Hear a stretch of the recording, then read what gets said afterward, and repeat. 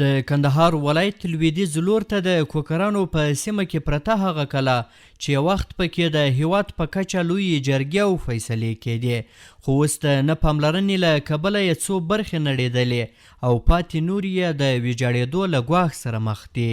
CMG له پرلپسې هڅو وروسته د میرویس خان نیکه پر کور د ځانګړي راپور د جوړولو اجازه ترلاسه کړه. په کندهار کې له میرویس نیکه څخه پاته یادګار یا دغه کلا اوس د ویجاړېدو له ګواښ سره مخ ده. د نوموړي لمسیان چې اوس مهال په دې کلا کې ژوند کوي وایي چې دوی یې د رغولو توان نه لري او حکومت ورته پاملرنه نه کوي. د نړېدو ګواښ خو دغه دروازه ده، ته د دروازې چې ځي ویې ګورې خو اول دغه دروازه د هغه وخت دروازه ده، دا د ختم سوې ده، ورځ تر بلې مخ پر ختم کېدو ده. او دا خو ګرده خامه دغه دي چې ورځ تر بلې د ګواښ سره مخامخ دي، خرابه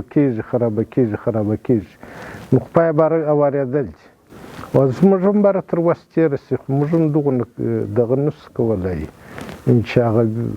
ساتنه یې وکړو. د میرویس خان نیکه لمسی حاجي رحمت الله د میرویس نیکه څخه په میراث د ورپاتې کلا په اړه داسې وایي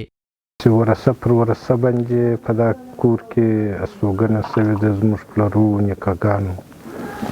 تر خپل وس و طاقته پرې ساتنه کړې ده چې اوس فلحاله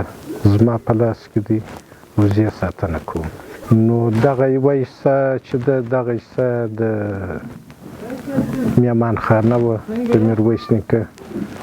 دغه بل طرف چې دی د فیلخانه وه، د حیوانانو د اسانو د فیلانو ځای چې و هغه یې ارمسرای و چې تاسې ورغلاست او پرې ومو کتله چې هغه د ده خپله ارمسرای و، د دې استوګنه د ده خپل فامیل کوله. ټیک 314 کاله وړاندې د افغانستان دې ټولواک میرویس خان نیکه په لومړي ځل خپلواکي واخیسته او افغانان یې په یوه ټبر راټول کړل. تاریخ پوهان او په ټوله کې افغانان نوموړي ته د یوه ستر ملي مشر، مدبر او لوی مبارز په سترګه ګوري او په هغه وخت کې د هلې ځلې د افغانانو لپاره نه هېرېدونکي بولي. میرویس خان نیکه وتوانید چې په خپل بادتبیره او سیاسي مخکشۍ د پیرروشان نیکه په سوونو کاله مخکې ارمان چې د یو پښتني دولت را مبنځته کېدل او پر پښو درېدل و تحقق ته ورسوي، چې بیا دغه ارمان ستر احمدشاه بابا له میرویس خان نیکه وروسته یو سیاسي چوکاټ ته واچوه او د پښتنو یو امپراتوري او یو ځانګړی جغرافیه لرونکی هیواد یې نړۍ ته ور وپېژنده چې لا هم د نړۍ پر جغرافیه هسک ولاړ دی. میرویس خان نیکه خو تاریخي شخصیت دی، تاریخونه پرې ډک دي، ډېر ستر غازي دی، فاتح دی، د افغانانو دپاره ډېر خدمتونه کړي دي، افغانان یې سره غونډ کړي دي، هغه یې ازادي ورته ګټلې. د میرویس نیکه لمسي له CMG سره دغه راز په خبرو کې زیاته کړه چې د تیر حکومت پر مهال ورسره د دې کلا د جوړېدو ژمنه شوې وه، خو هغه ژمنه تر اوسه هماغسې ژمنه پاته شوه. هیڅ پاملرنه نه ده ورته سوې، هیڅ توجه نه ده ورته سوې، خو بیا هم د دغه اشرف غني په دغه اخري کلو کې دغه توجه ورته وسوله چې ول دا موږ استملا کوو. نو پیسې یې هم راغللې، اشرف غني راواله کړلې د دې کندهار ته. په کندهار کې خو بره تولات سره راغلله، پیسې هم پاتې شولې، ستړي هم ډېر کړلو،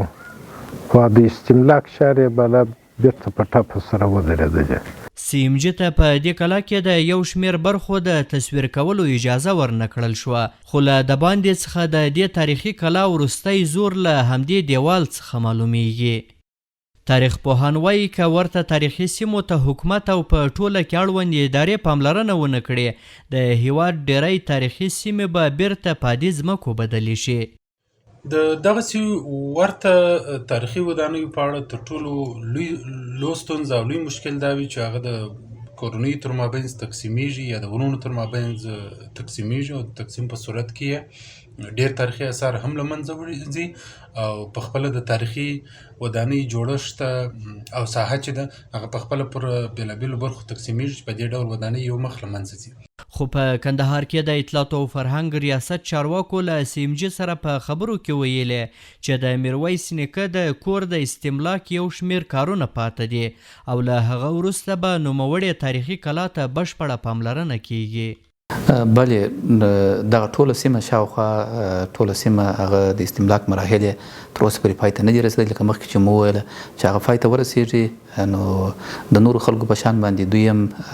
دغسې پلان شته چې بل ځای بدل ورکول سي او هلته دوی میشت سي. د افغانستان او افغانانو ستر ملي مشر میرویس خان نیکه د 1915 زیږدیز کال د ډسمبر پر 15مه نیټه په 42 کلنۍ کې په کندهار کې له دې فاني نړۍ څخه سترګې پټې کړې او د کندهار ښار لویدیځ لور ته په 3 یا 4 کیلومترۍ کې د کوکران په کلي کې خاورو ته وسپارل شو.